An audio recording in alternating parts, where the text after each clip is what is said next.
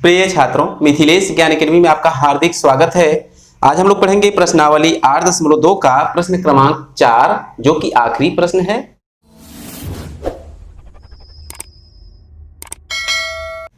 जिसमें दिया है, बताइए कि निम्नलिखित में कौन कौन सत्य हैं या असत्य हैं। कारण सहित अपने उत्तर की पुष्टि कीजिए। देखिए, इसमें कुल 5 भाग दिए गए हैं और पांचों भागों को हमें ये बताना है कौन सत्य है और कौन असत्य है। तो सबसे पहले हम पहले भाग को थोड़ा सा देखते हैं। साइन a प्लस बी बराबर sine a plus sine B, इन सभी को हम रफ पर ही हल करेंगे।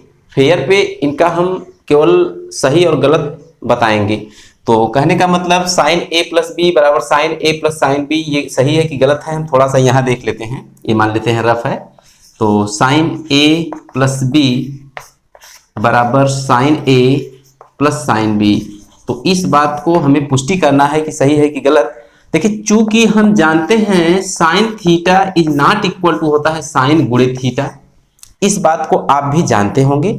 ये जो साइन थीटा होता है, इसका मतलब ये नहीं होता कि थीटा का साइन के साथ गुणा किया हुआ है।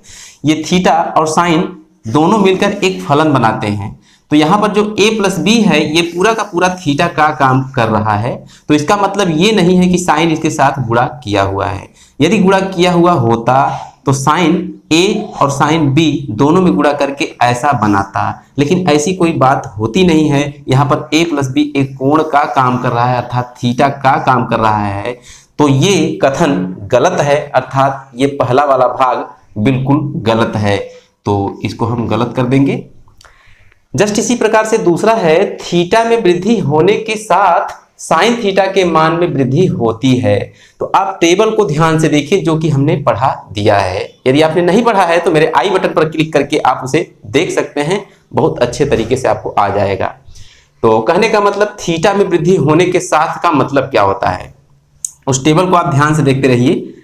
आप थीटा का जो मान है स्टार्ट करते हैं कहां से, 0, 30, 45, 60, 90। तो इस प्रकार का आप टेबल में देख सकते हैं कि 0, 30, 45, 60, 90 ये थीटा के मान असेंडिंग ऑर्डर में है, अर्थात बढ़ते हुए क्रम में है।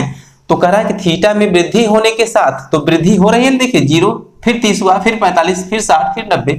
तो थीटा में वृद्धि होने के साथ साइन थीटा के मान में वृद्धि होती है। इस बात को सही या गलत बताना है तो आप साइन के मान को टेबल में देखिए ध्यान से। साइन का मान होगा 0 का मान 0, 1/2, 1 करड़ी में 2, करड़ी में 3/2 और 1, इस प्रकार का आप वहां देख रहे होंगे।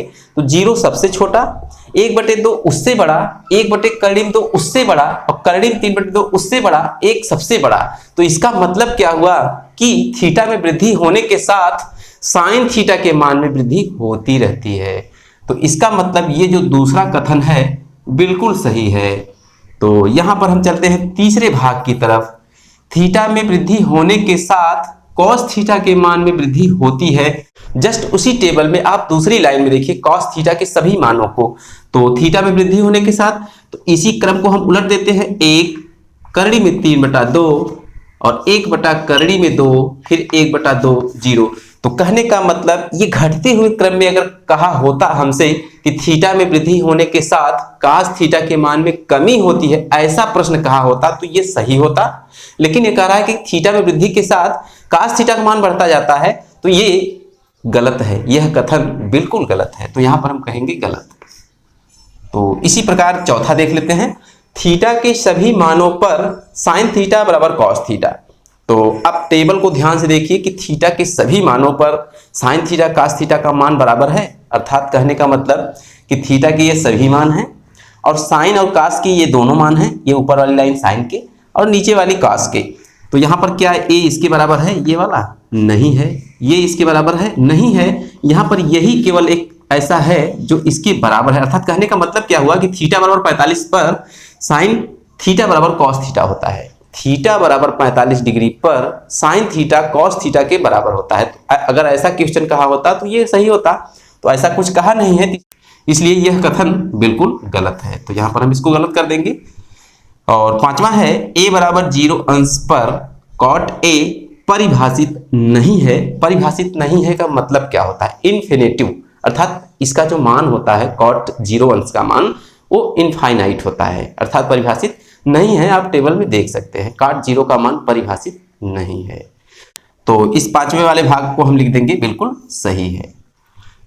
तो कुल मिलाकर हमने पांचों भाग को हल कर लिया है। तो आज की वीडियो में बस इतना ही, फिर मिलेंगे अगले क्वेश्चन के साथ अगली वीडियो में। तब तक के लिए धन्यवाद।